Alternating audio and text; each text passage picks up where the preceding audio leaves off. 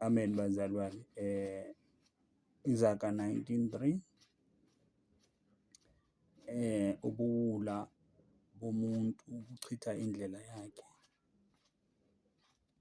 bese inhliziyo yakhe ithukuthelela uJehova. Amen bazalwane.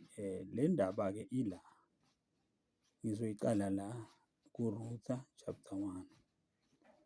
uNawomi nomyeni wakhe Elimeleki namadodana akhe amabili bashiya eBethlehem, bashiya ngenxa yendlala eyayikhona ezweni.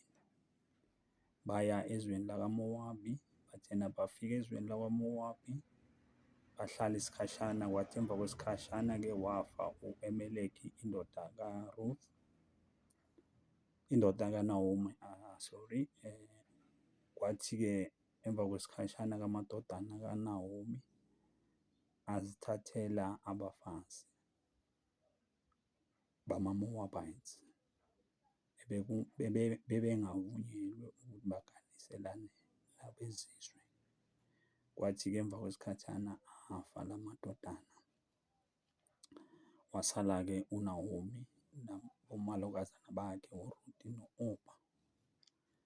Kwathi-ke emva kwesikhathi-ke wase uyawancenga ngoba vele sebona ukuthi cha, ukuhlala nje akusesemnandi. Wasenqumile ukuthi ubuyele ekhaya, athi uyabuyela ekhaya wawancenga la madodakazi wakhe, omalokazana bakhe ukuthi mababuyele kube yilo nalo emzini wakubo. Nembala babuyela, nembala-ke u-Opha wabuyela, kodwa lo uRuth wanqaba wahamba naye. Indaba-ke ila mangikhuluma ngezaga 19:3, ilana-ke kuRuth chapter 1. Nizoyi-understand-a ukuthi kungani athi lo ukusola uNkulunkulu. Lithi iBhayibheli uRuth-ke uNawomi noRuth umalokazana wakhe bahamba. Lithi iBhayibheli-ke lapha ku-19, base behamba bobabili baze bafika eBethlehem. Kwathi sebefikile eBethlehem wonke umuzi wanyakaziswa, bathi lo unguNawomi na.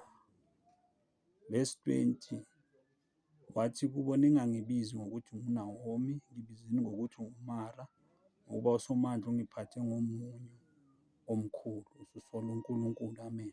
Verse 21 uthi, ngahamba ngigcwele, uJehova ungibuyise ngize, ningibizelani ngokuthi uNawomi, lokhu uJehova efakazile ngami, uSomandla ungenzele ukubi na. Amen bazalwane. Usesola uNkulunkulu ukuthi umenzele ukubi. Amen egameni lenkosi uJesu. Boyi-2-ke ithi boyi-2 bafika-ke emzini-ke, uNawomi-ke wazehlisa wabuyela emzini wakibo kunokuthi afele ezweni elingaphandle. Nikhumbule wayengasenalutho. Amen bazalwane. Mase siya-ke lapha enye le ndlela ebonakala ngathi ilungile emehlweni omuntu, kanti ukuphela kwayo kuyindlela yokufa, ilapha kuLuka 15. Sizoyifunda la ku-18. Ngizochaza nje most from ku-17. Indodana yolahleko yathatha konke kuyise, yaqoqa konke okwayo kuyise, yasiyahamba. Amen bazalwane. kuLuka 15 verse 17 ithi iBhayibheli, kuthe sekusile kuyo, ngoba yayisihlupheka, kwangathi indlela yinhle mayihamba ifuna okwayo kuyise. Ithi iBhayibheli, kuthe sekusile kuyo, yathi bangakhi abaqashwa bakababa banokudla okuningi, kanti mina ngifa indlala lapha na. Verse 18 yathi, ngiyakusuka ngiye kubaba, ngithi, Baba, ngonile kulo izulu naphambi kwakho, angisafanele ukuthi 19, angisafanele ukuthiwa indodana yakho, ngenze ngibe njengomunye wabaqashwa bakho. Verse 20 yayisisuka-ke yafika kuyise, kepha kuthe isekude uyise wayibona, waba nesihe, wagijima wayisingatha entanyeni, wayanga. Bazalwane, uyibona iseza, kusho ukuthi bisihlubule kwamampela nje kuwusizi, ngoba uthi wayibona isesekude, wayibona waba nesihe, wagijima wayisingatha entanyeni, wayanga. Verse 21 indodana yayisithi kuye, Baba, ngonile kulo izulu naphambi kwakho, angisafanele ukuthiwa indodana yakho. Amen bazalwane. Uma le ndodana ithi ngonile kuwe, ngonile, ngonile kulo izulu naphambi kwakho, akusafanele kuthiwa indodana yakho. Ngamanye amagama bazalwane, iyavuma le ndodana ngoba umyalo kaNkulunkulu wokuqala nje uthi wohlonipha uyihlo nonyoko izinsuku zakho zande zibe zihle uphile kade ezweni. So kusile kuyo ukuthi yayibone nakuNkulunkulu ngoba bazalwane, abantwana uma bangahloniphi abazali babo, uma uNkulunkulu abajezisa la bantwana, umzali akanasabelo, ayikho into azoyikhuluma. uNkulunkulu akanqengi umzali ukuthi acele i-permission kuye. Uma umntwana uNkulunkulu amshaya ngomhambo uzomshaya ngomhambo uzohlupheka kuze kuse kuye ukuthi kufanele ngihloniphe abazali bami, ngibuye ngixolisa ngokuy'phatha kabi. Amen bazalwane. So le ndodana yasuka-ke yaya yathi ngonile baba ngakulo izulu naphambi kobuso bakho. Manje-ke bazalwane, lithi iBhayibheli lisachubeka ukuthi mani kepha uyise wathi ngibuyele ku-21, Luka 15:21, indodana yasithi kuye, baba ngonile kulo izulu naphambi kwakho, akusafanele kuthiwa indodana yakho. Verse 22, kepha uyise wathi ezincekwini zakhe, sheshani nikhiphe ingubo enhle kunazo zonke, niyembathise, nifake indandatho esandleni sayo nezicathulo ezinyaweni zayo. 23, nilethe ithole elikhuluphalisiwe, nilihlabe sidle sijabule. 24, ngokuba le ndodana yami ibifile yabuye yaphila, ibelahlekile seyatholakala, bese beqala ukujabula. Uma umzali-ke bazalwane, noma umntwanakho ehlupha kangakanani, angakuhlupha kube buhlungu, ukhale kube nzima, kodwa ayikho into ewesi njengokuthi umntwana ongamazi ukuthi ulelephi, ulele adleni, uyaphila noma ufile. Manje yingakho uyise athi-ke ngokuba le ndodana yami ibifile, verse 24, ngokuba le ndodana yami ibifile yabuye yaphila, ibilahlekile seyatholakala, bese beqala ukujabula. Amen bazalwane. It's a relief kumzali noma umntwana ehlupha ngoba ayikho idazibheni yokulahla abantwana bazalwane. Akukho la ungabalahla khona, ayikho abantwana exchange njengoba kuthenjwa amadola namarandi namaZimbabwe rand. Abantwana akukho la ongabashintsha khona. uNkulunkulu akuphile ukuphile bona, hlala wena enkosini ukhululeke, uNkulunkulu uza kusiza egameni lenkosi yethu uJesu Kristu.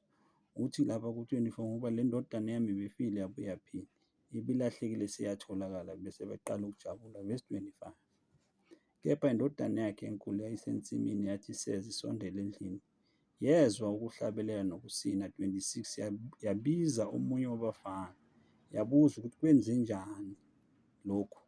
27, wathi kuyo, kufike umfowenu uyihlo wahlaba ithole elikhuluphalisiweyo ngoba ubuye wamthola ephilile.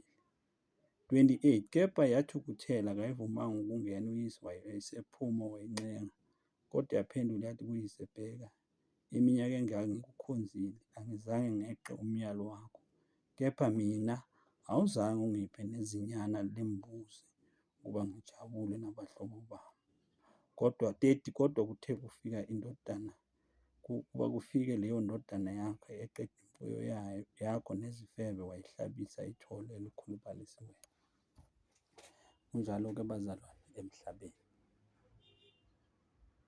Ungashiya isonto, ungashiya umsebenzi, ushiye umshado, uthuthe ngendlela nje engaqondakali ngoba uNkulunkulu uthi lapha kuJeremiah 17:9 and 10, inhliziyo iyakhohlisa futhi imbi ubani ongayazi. Ukuthi uNkulunkulu uhlola-ke inhliziyo zomuntu. Bakuthukuthelise ushiye isonto uhambe, nasowuhambile kubonakale ngathi indlela enhle, nasowuhambile ngoba amalanga sowupholile uyayisola uthi uyabuyela. Bakhona-ke amadoda namadala abokhalekile ngeke bakwamukele, kodwa uma abaphethe lelo bandla bakwamukela, mzalwane, ungasabanaki, buyela emuva uxolise. Noma ngabe umsebenzi wawushiya wacabanga ukuthi lo uzowuthola ungcono kunaloyo ngoba indlela engathi inhle zange ibe yinhle, buyela mzalwane uxolise. noma ngabe umuzi ngoba vele imishado iyachitheka, kodwa wenzela ukuthi ube nenqubekela phambili. Hamba mzalwane ufike uxolise, nixolelane, niqhubeke ngempilo, nidlulise lokhu egameni leNkosi ngoba noma wathutha nje uma ngabe kusekhona ukuthi ungabuyela uthuthe ngendlela engazwakali, wakhuluma kabi ngoba abantu abathutha bayathukana, cela ubuyele mzalwane egameni leNkosi Jesu Kristu, ubuyele uyoxolisa egameni leNkosi uJesu. Swallow your pride mzalwane, ubuyele uyoxolisa egameni leNkosi uJesu. Amen bazalwane. And then-ke yase ithi-ke le ubaba-ke wayesethi kulo Ndodana verse 31, wayesethi kuye, mntanami wena uhlala nami njalo, konke kwami kungokwakho, kepha simele ukujabula sithokoze ngoba umfowenu lo wayefile wabuye waphila, wayelahlekile sowatholakala. Ayikho into ebuhlungu yomzali angamazi umntwanakhe ukuthi ukuphi. Amen bazalwane egameni leNkosi yethu uJesu Kristu. Asiyeni lapha kuMathew 6, Matthew 6 verse 14 and 15, ithi iNkosi uJesu, Matthew 6, 14 and 15, ngokuba uma nithethela abantu iziphambeko zabo, noYihlo osezulwini uyakunithethelela nani. 15, kepha uma ningathetheleli abantu iziphambeko zabo, noYihlo akayikunithethelela iziphambeko zenu. Baxoleleni abantu nabaxolisi abazalwane egameni leNkosi Jesu Kristu. Baxoleleni abantu nabaxolisi abazalwane. Ungabanaki mzalwane abantu abazokhuluma ukuthi umhlaba ukushayile, ushayekile wakhumbula emuva. Kungcono mzalwane ukufela ekhaya kunokufela ezweni elikude, unganayihlobo, ungekho umuntu okwaziyo. Swallow your pride, zehlise ubuyele emuva uyoxolisa egameni leNkosi yethu uJesu Kristu. Incwadi yethu yokugcina abazalwane, uLuka 23 verse 34. ULuka 23, uJesu esesiphambanweni bazalwane, iNkosi yakuthethelela, wathi baba bathethelele, ubaba akwazi abakwenzayo, njengoba ngisho inhliziyo yakhohlisa uNkulunkulu abe nani nonke bazalwane sibathethelela abantu ngoba inhliziyo iyakhohlisa. UJesu uma ngabe ukwazile ukusithethelela, nathi asithethelele abanye abantu egameni leNkosi yami uJesu Kristu. Umusa ube nani nonke. Amen bazalwane.